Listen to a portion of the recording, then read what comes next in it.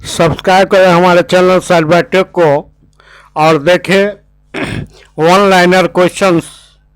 और friends, one liner questions जो कि मल्टीपल चॉइस क्वेश्चन के सार होते हैं, बोले कि समरी होते हैं, और प्रत्येक प्रश्न का मात्र कुछ शब्दों में सटीक उत्तर दिया जाता है फ्रेंड्स।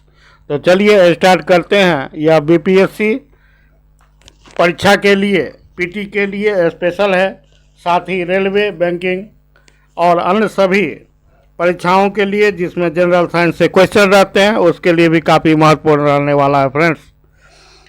और पूर्व की भांति आप मेरे इस वीडियो को, जो कि शॉर्ट्स है, इसे पसंद करेंगे।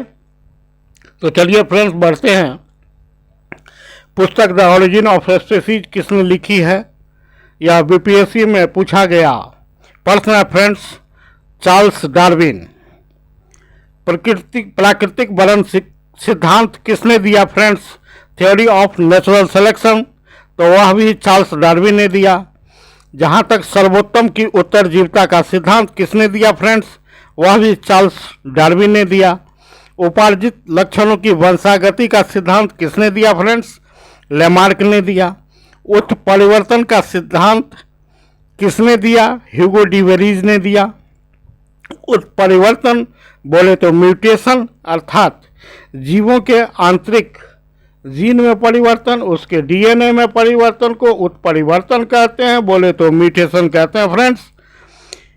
और इसी क्रम में हम बढ़ते हैं इंसुलिन के बारे में। इंसुलिन क्या है? Protein peptide hormone.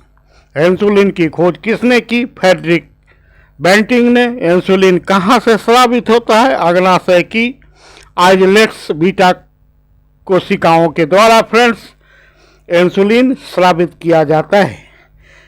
मैंने पहले भी आपको बताया, अंतःस्रावी ग्रंथि में पूरा का पूरा अध्ययन कराया। और अब हम शॉर्ट्स को लेके आए हैं, बोले तो वन लाइनर क्वेश्चंस को लेके आए हैं, जिसे आप सटीका रूप से याद कर लेंगे। और याद करने के बाद आपको एमसीक्यू टाइप क्वेश्चन में अगर उत्तर मालूम होगा तो काफ़ी तेज़ी से आप प्रश्नों को हल कर पाएंगे।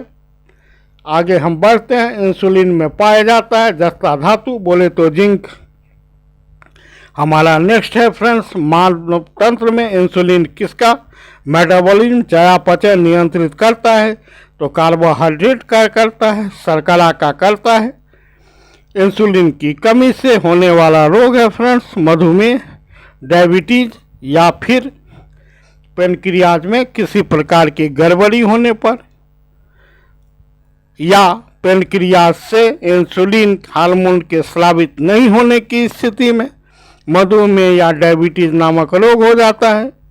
प्रतिजैविक की बात करें, ऐसी दवा है जो कुछ विशिष्ट जीवाणु के विकास को नष्ट या धीमा कर देती है फ्रेंड्स। इसे आप जीवाणु पढ़ेंगे, टाइपिंग मिस्टेक है। आगे बढ़ते हैं फ्रेंड्स। एंटीबायोटिक के उदाहरण है पेनिसिलिन, सल्फाडाइजिन। आपको बीपीएससी के परीक्षा में पूछा गया था फ्रेंड्स। आगे हम बढ़ते हैं। एंटीबायोटिक की खोज किसने की? अलेक्जेंडर फ्लेमिंग ने। चेचक के टीके की खोज एडवर्ड जेनर ने। रेबीज के टीके की खोज लुई पास्चर ने। रेबीज बोले तो हाइड्रोफोबिया, कुत्ते के कांटे की बीमारी रेबीज कहलाती है फ्रेंड्स। पोलियो के टीके की खोज जॉन्स साल्क ने 1952 में किया। कोविड-19 का मतलब है कोरोना वायरस, डिजीज ऑफ 2019। 2019 की महामारी कोरोना वायरस। निमोनिया किस जीवाणु के कारण होता है? स्ट्रेप्टोकोकस निमोनियाई बैक्टीरिया के कारण। टिटनस किस जीवाणु के कारण होता है? क्लोस्ट्रीडियम टेटेनी बैक्टीरिया के कारण। हैजा किस जीवाणु के कारण होता है? Vibrio cholerae bacteria. हैजा कॉलेरा को जाना जाता है एशियाई महामारी। हैजा किस प्रकार से फैलता है? हैजा जल जनित रोग है। यह दूषित भोजन या पानी के द्वारा फैलता है। क्षय रोग ट्यूबरकुलोसिस या टीबी किस जीवाणु के कारण होता है? तो माइकोबैक्टीरियम ट्यूबरकुलोसिस एमटीबी बैक्टीरिया के कारण क्षय रोग होता है। बीसीजी का टीका किस रोग से बचाता है? तपेदिक बोले तो टीबी। जन्म के कितने घंटे के भीतर बीसीजी का टीका दिया जाता है? 48 घंटे 48 आवर्स। कुकुर खांसी या काली खांसी ब्रुडेटेला पर्टूसियस के कारण होता है फ्रेंड। कुष्ठ रोग किस जीवाणु के कारण होता है? माइकोबैक्टीरियम लेप्राई के कारण होता है। मलेरिया किस प्रोटोजुआ के कारण होता है फ्रेंड्स? प्लाज्मोडियम के कारण होता है। मलेरिया किस मच्छर के कारण फैलता है फ्रेंड्स? मादा एनोफिलीज मच्छर के काटने से मलेरिया रोग एक संक्रमित व्यक्ति से अर्थात जिसे मलेरिया रोग है उसके काटने से इसके कीटाणु इसके कारक संक्रमित व्यक्ति के शरीर में प्रवेश करते हैं बोले तो स्पोरोजोइट और स्वस्थ व्यक्ति को मलेरिया रोग से ग्रसित कर देते हैं। तो मलेरिया रोग किस मच्छर के कारण फैलता है? मादा एनोफिलीज मच्छर के कारण। आप कंफ्यूज कर जाते हैं।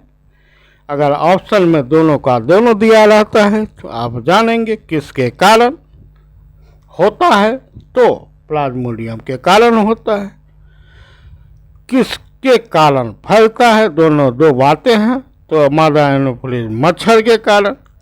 इसी प्रकार फलेरिया रोग किस कृमि के कारण होता है? फलेरिया कृमि के कारण, जिसे अंग्रेजी में वैज्ञानिक भाषा में वोचेरिया बैनक्रॉफ्टी कहते हैं। फलेरिया रोग किस मच्छर के कारण फैलता है? मादा क्विलक्स मच्छर। फलेरिया को और किस नाम से जाना जाता है? हाथी पाँव। पाँव फूलकर हाथी के समान हो जाता, भारी हो जाता है। अंग्रेजी में इसे एलिफेंटाइसिस रोग कहते हैं फ्रेंड्स। एलिफेंट मीन्स हाथी, होने वाला रोग एलिफेंटाइसिस। डेंगू बुखार बीमारी है, वायरल बीमारी है फ्रेंड्स, विषाणु जनित रोग है। किस मच्छर के कारण फैलता है? मादा एडिज इजिप्टी मच्छर के कारण।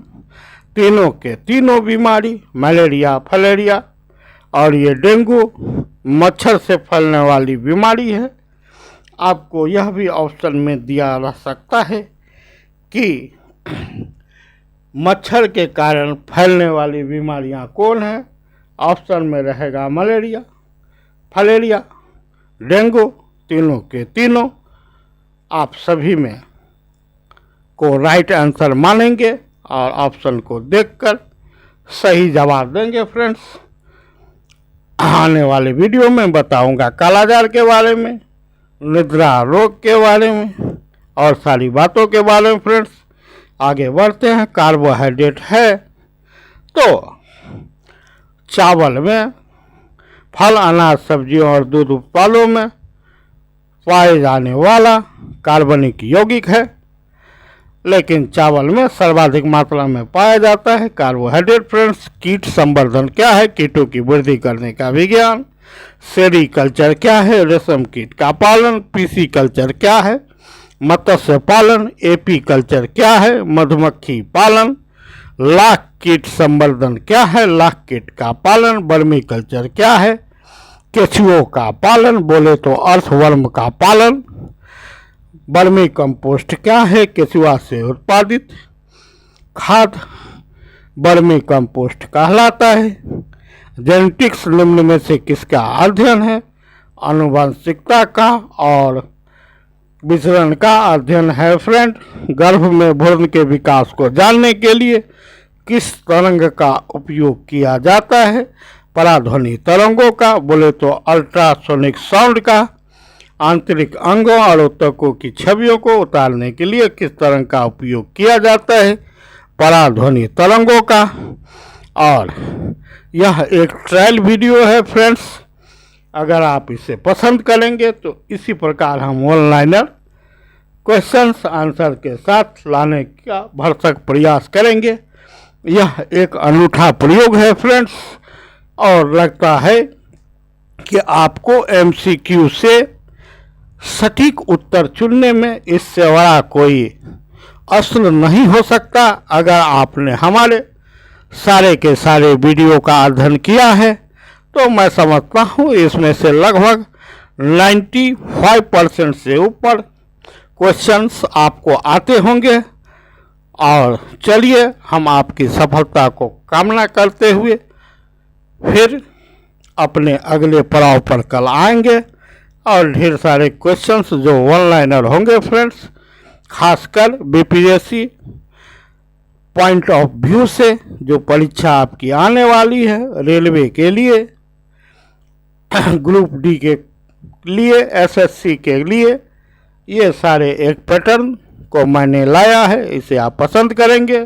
Thanks for watching, good night.